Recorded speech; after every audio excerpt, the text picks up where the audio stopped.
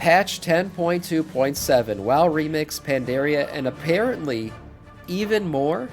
There's something else coming that we have yet to see. It looks like Holly Longdale tweeted out recently that this isn't all that's coming. We got more. So let's see what Bellular's figured out here. Welcome back to the Warcraft news. The dry spell has very much been washed away with an absolute torrent of stuff, and the forecast very much is that there is more to come. Now, if you've been under a rock, check out our video on Mop Remix, the new time-running feature coming to 10.2.7. If you want to hear more of those, stay tuned, because there's a very short testing period through the weekend, and we will have been going into that pretty hard to bring you a comprehensive I watched some of video that on near Twitch. the It looked pretty start cool. of the week. Now, if you want to brief One really cool thing about the news.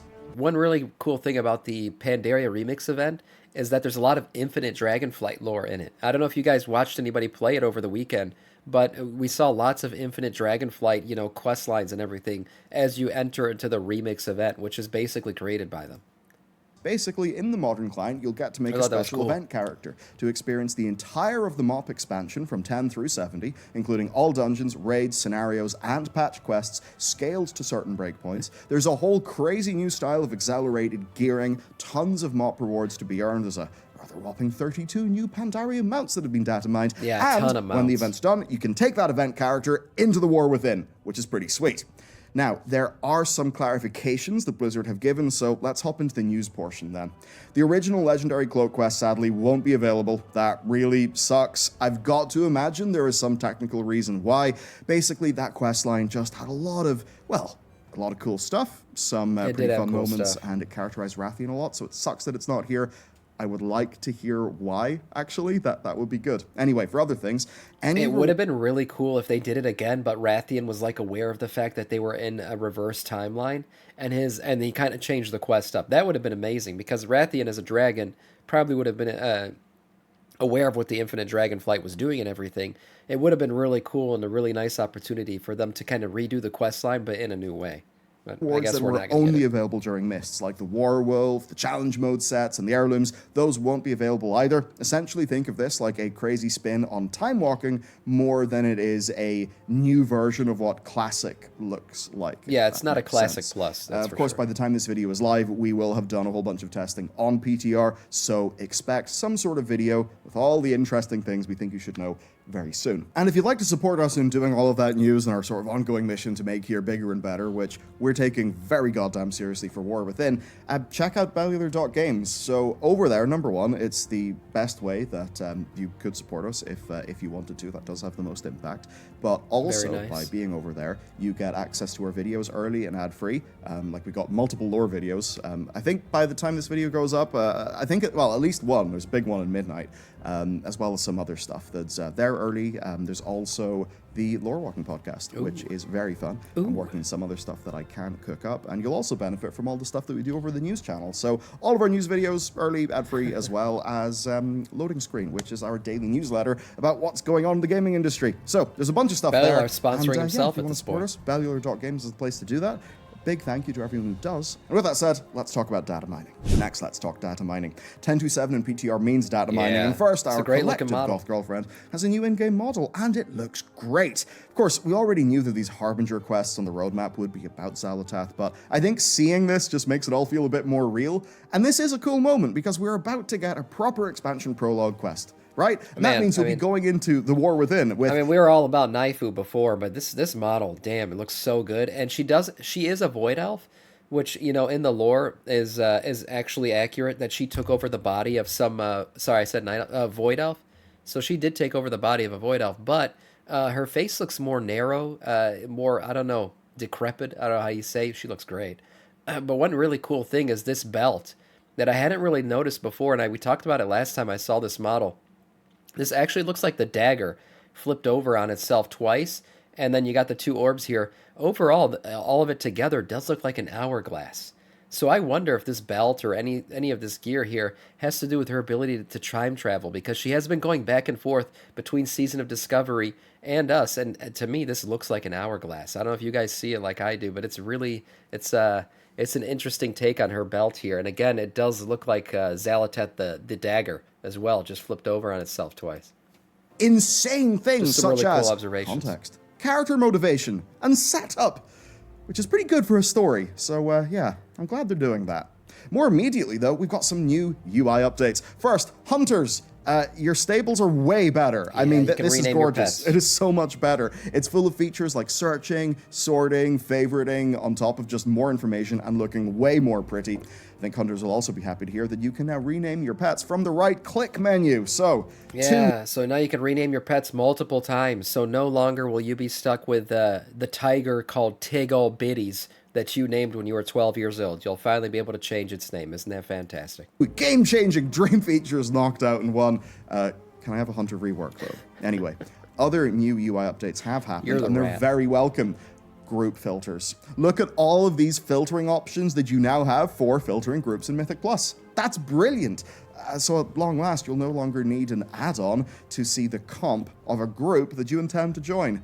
This may not seem like much, but to anyone who wasn't using the pre-made groups filter add-on or an equivalent add-on, basically... I talked about this in my own video, and I guess a lot of people said that this was previously available through an add-on, which I love to see, though. It's really good to see Blizzard implementing a lot of add-ons that we have to download into the game, so we don't have to download them anymore. The group finder is going to be way more usable.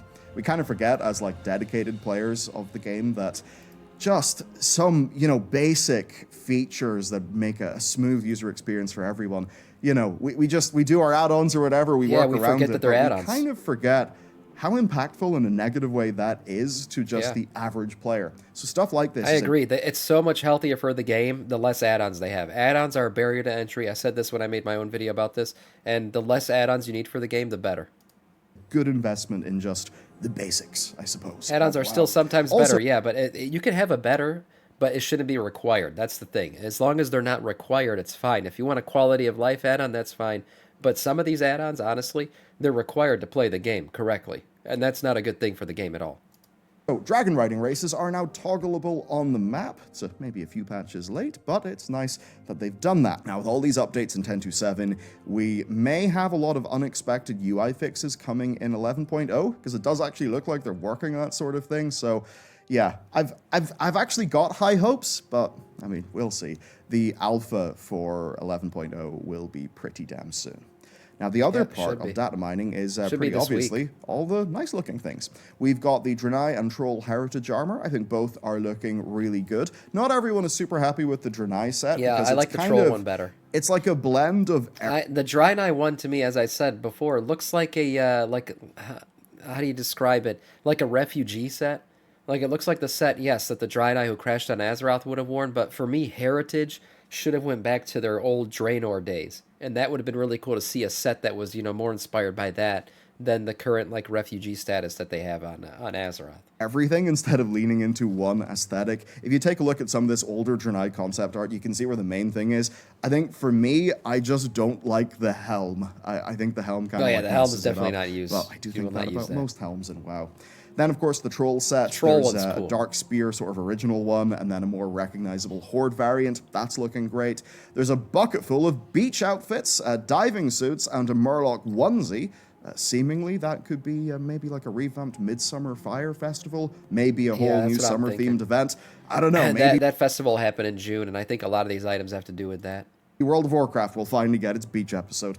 There's also a bunch of Pandaria stuff here, like, look at this Shadowpan set. You can finally get a real version of it. Seemingly, there's also Chen's hat and keg, amongst some other things. There's also, though, lots of non-Pandaria mounts. Most importantly, Night Elves and Orcs are doing some swapsies. Here are Wolves all dressed up in Elven armor, and Saber Cats in, Orcish gear. Kind of interesting. There's also a quartet of saddled old god fish, and another quartet of these absolutely radical propelled rocket surfboards. Yeah, very cool looking. And bees. Bees can now walk on the ground instead of hover, so that's nice. On the content front then, the Dragonflight campaigns no longer require renown to do, so if you join late and you never bothered with them, you can just go and do that story quest stuff. There's also a new quest in Belemeth that puts a little bit of closure onto the Primalists. It's weird. Definitely things have happened off screen. I'm kind of willing to let it slide because it seems to me like they're just trying to wrap up their shit. So it's okay. Just finish Dragonflight lore. Let's move on. I'm fine with that. Move on. There's also some interesting changes in the Telogris Rift, which is the Void Elf-like space area. And, I dropped my own video on all these new Void Elf assets. I really think that the reason why they're doing this now is the what's it called? The Harbinger questline. Yeah, I think the new Harbinger questline is going to take us here. For some reason, obviously, Locust Walker lives there. We're probably going to meet him. Because remember, in the lore right now, the only people who've met Locust Walker really are, Illyria and other Void Elves. But now I think all of the player characters are going to get a chance to meet him and, learn more about the Void as we go forth. I think it does show us that our Xal'atath quests will probably take us there. So Yeah. that's quite neat. And speaking of the Xal'atath Another quest, thing that he doesn't mention, there is actually a portal to Dalaran in this zone now. So a lot of people are wondering if Dalaran's going to be another hub city. I don't think they're going to make it a hub city necessarily, but it's interesting to know that now you'll be able to go to Dalaran from here. take us there. So that's quite neat. And speaking of the Xal'atath quests, we did find some quest names, and honestly, they're actually pretty damn cool. So here's a few of them. The first is Walk a Mile in Her Shoes. The second is And Be One Traveller Long I Stood, which is a line from The Road Not Taken by Robert Frost, which I think may have some implications about, implications for us about Xal'atath's relationship with the Void's nature, that of the sort of infinite possibilities. I suppose the question is, what road is she going to take? It's a poem that's written as a friendly joke about somebody who couldn't decide, so I suppose it also does fit Xal'atath's playfulness. Many truths, many plenty of paths. story to come, and with that said, let's talk about all of the other Warcraft news. I'm going to kick it off with Cataclysm Classic, because Blizzard are speedrunning it.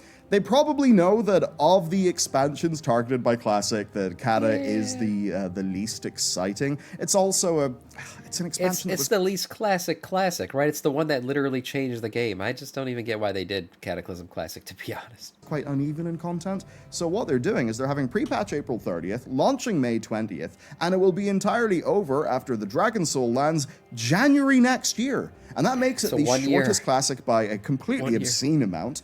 And that does mean there's questions Not even January next year. Damn, this thing's like half a year long. worth by the time it asking here. launches. Is it worth removing Wrath servers for this? Why do Kata Classic if it's just the same Azeroth as today, but smaller? All those sorts of things that I suppose are popping up in players' heads. But obviously, because it's shorter, it does mean Mists of Pandaria Classic will probably be sooner. Does seem like that's the plan anyway. Oh, and also, if you've got your wallet at the ready, well, there is some Warcraft stuff to buy. People notice there's a 20th anniversary collector's edition version of The War Within that's on the store. Blizzard didn't advertise it, but they did have like a ticking down timer sort of banner on the store page. A bunch of us got emails about it, like not official Blizzard press emails. I mean, just like anyone who's bought stuff from the Blizzard store, it seems, got emails. Anyway, look, the 15th anniversary edition was actually pretty nice. So yeah, maybe this will be Wonder cool. what kind of Now, cool let's stuff they're end gonna with give quick with it. fire. All the other news. Warcraft Rumble Datamined PC version has a new build. It's been pushed to servers, so Oh, yeah. maybe that will be entering public testing soon enough. Also, Blizzard's quarrel with NetEase is now over. The Chinese servers are coming back online this summer with a new lease of life. There's content creator opportunities, new anti-cheat, esports plans, and 2,000 players, 2 million players registered to rejoin World of Warcraft in China 2 days after this announcement was made. That's crazy.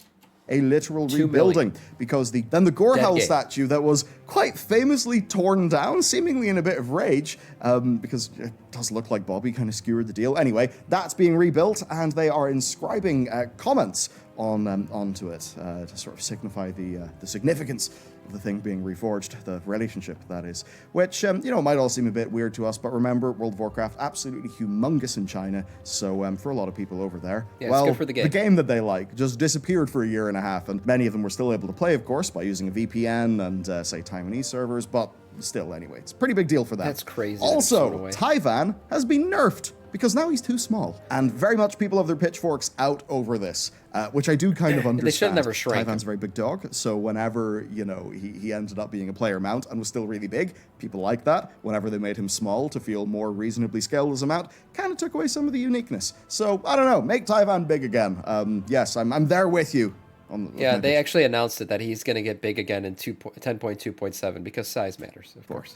Also, Thunderstorm Stats. Blizzard posted them. On Twitter, they have a fun video that shows off some key things. So, 641,000 matches have been played. Some mad lad has won 321 games. The basic attack is, in fact, the most deadly weapon, with Fire Whirl / Rime Arrow being the favorite of game winners, actually. Though I do have to wonder how much that is skewed by the initial surge of players and how When it first started, Fireworld was like the thing, and everybody was playing at the time. So yeah, OP it probably did skew the numbers. Fireworld was back then. Because even if somebody escaped the Firewall, you would normally have done enough damage to just ping them with a Rhyme Arrow. But anyway, the Storm has also killed about as many people as the Toxic Smackerel has. A lot of people died to the Storm. So, there you go. That is it for today's episode of the news. There will be a lot more news, though. Trust me, it's going to be a very busy week, so stay tuned to the channel. With that said, though, have a brilliant day. Thank you for tuning in. I'll see you next time. Great, yeah, so a lot of this stuff came in. We've talked about a lot of this too, but a lot of this stuff's coming in on top of everything that we're getting in 10.2.7. It looks like there's a lot of preparation for the Harbinger questline, right? The new changes to the Void Elf zones, the new changes to, Xaloteth and her new model.